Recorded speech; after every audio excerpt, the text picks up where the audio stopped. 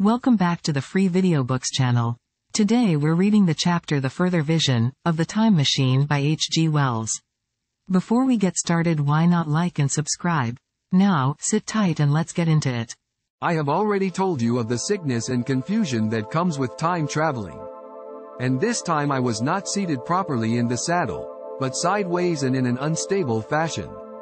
For an indefinite time I clung to the machine as it swayed and vibrated, quite unheeding how I went, and when I brought myself to look at the dials again I was amazed to find where I had arrived. One dial records days, and another thousands of days, another millions of days, and another thousands of millions. Now, instead of reversing the levers, I had pulled them over so as to go forward with them, and when I came to look at these indicators I found that the thousands hand was sweeping round as fast as the seconds hand of a watch into futurity. As I drove on, a peculiar change crept over the appearance of things. The palpitating grayness grew darker. Then, though I was still traveling with prodigious velocity, the blinking succession of day and night, which was usually indicative of a slower pace, returned, and grew more and more marked. This puzzled me very much at first. The alternations of night and day grew slower and slower, and so did the passage of the sun across the sky, until they seemed to stretch through centuries. At last a steady twilight brooded over the earth, a twilight only broken now and then when a comet glared across the darkling sky. The band of light that had indicated the sun had long since disappeared, for the sun had ceased to set, it simply rose and fell in the west, and grew ever broader and more red. All trace of the moon had vanished. The circling of the stars, growing slower and slower, had given place to creeping points of light. At last, some time before I stopped, the sun, red and very large, halted motionless upon the horizon, a vast dome glowing with a dull heat, and now and then suffering a momentary extinction. At one time it had for a little while glowed more brilliantly again, but it speedily reverted to its sullen red heat. I perceived by this slowing down of its rising and setting that the work of the tidal drag was done. The earth had come to rest with one face to the sun, even as in our own time the moon faces the earth. Very cautiously, for I remembered my former headlong fall, I began to reverse my motion. Slower and slower went the circling hands until the thousands one seemed motionless and the daily one was no longer a mere mist upon its scale. Still slower, until the dim outlines of a desolate beach grew visible. I stopped very gently and sat upon the time machine, looking round. The sky was no longer blue. Northeastward it was inky black, and out of the blackness shone brightly and steadily the pale white stars. Overhead it was a deep Indian red and starless, and southeastward it grew brighter to a glowing scarlet where, cut by the horizon, lay the huge hull of the sun, red and motionless. The rocks about me were of a harsh reddish color, and all the trace of life that I could see at first was the intensely green vegetation that covered every projecting point on their southeastern face. It was the same rich green that one sees on forest moss or on the lichen in caves. Plants which like these grow in a perpetual twilight. The machine was standing on a sloping beach. The sea stretched away to the southwest, to rise into a sharp bright horizon against the wan sky. There were no breakers and no waves, for not a breath of wind was stirring. Only a slight oily swell rose and fell like a gentle breathing, and showed that the eternal sea was still moving and living. And along the margin where the water sometimes broke was a thick incrustation of salt pink under the lurid sky. There was a sense of oppression in my head, and I noticed that I was breathing very fast.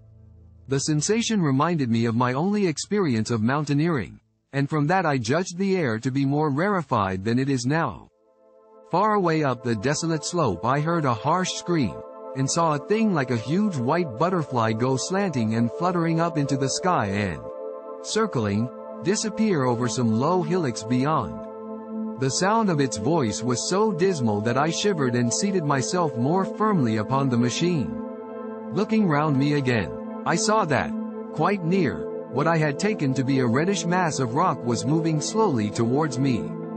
Then I saw the thing was really a monstrous crab-like creature.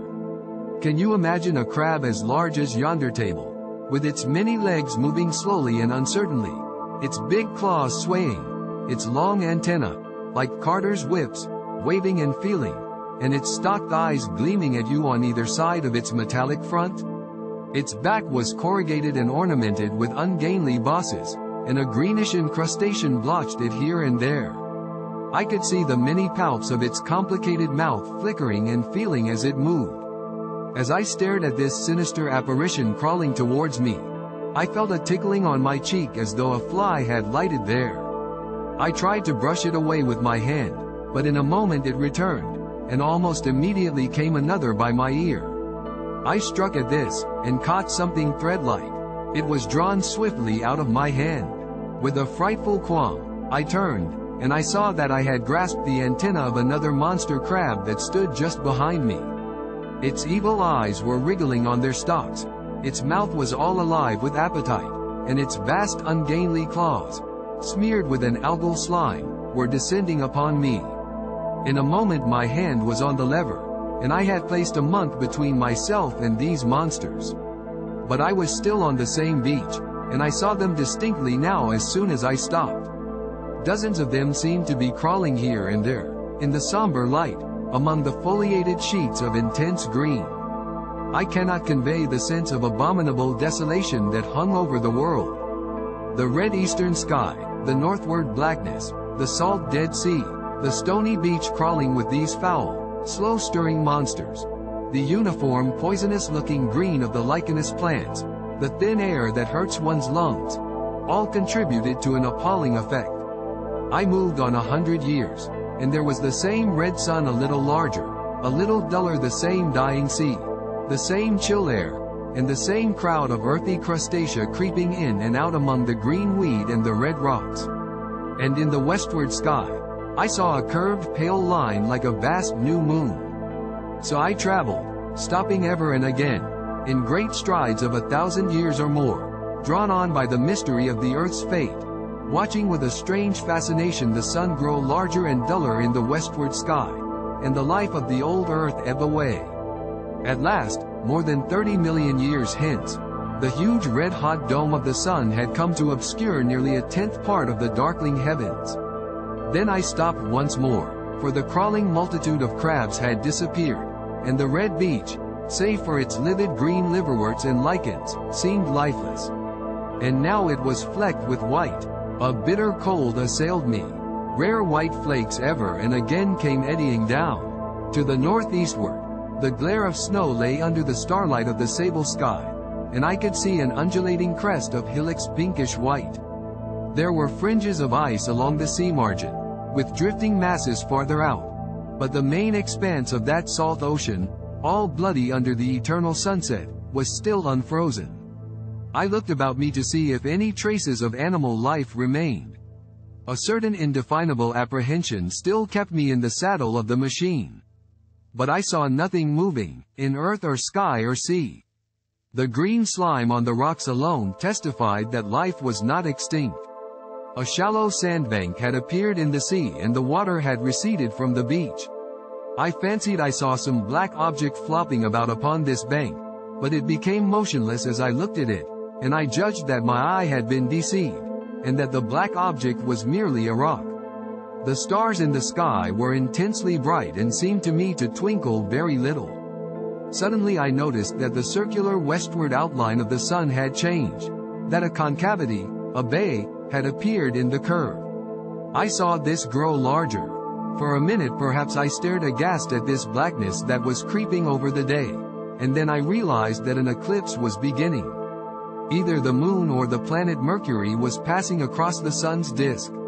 Naturally, at first I took it to be the moon, but there is much to incline me to believe that what I really saw was the transit of an inner planet passing very near to the Earth. The darkness grew apace.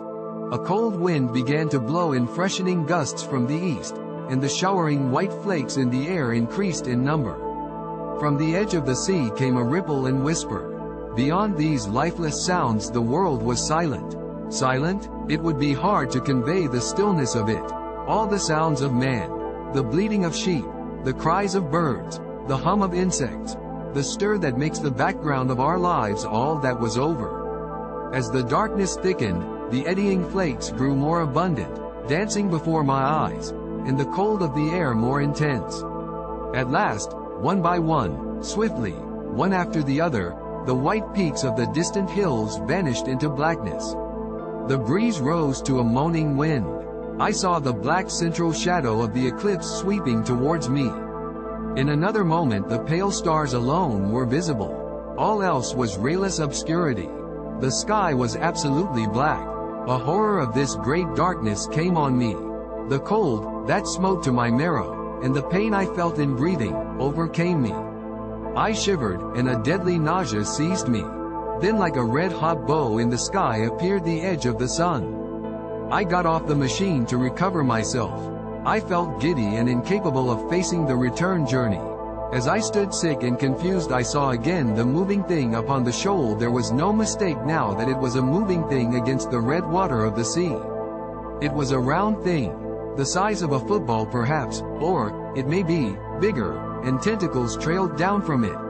It seemed black against the weltering blood-red water, and it was hopping fitfully about. Then I felt I was fainting. But a terrible dread of lying helpless in that remote and awful twilight sustained me while I clambered upon the saddle. Did you enjoy today's chapter of The Time Machine? Why not subscribe and ring the bell? Next time we'll be reading the chapter, The Time Traveler's Return. Don't miss it.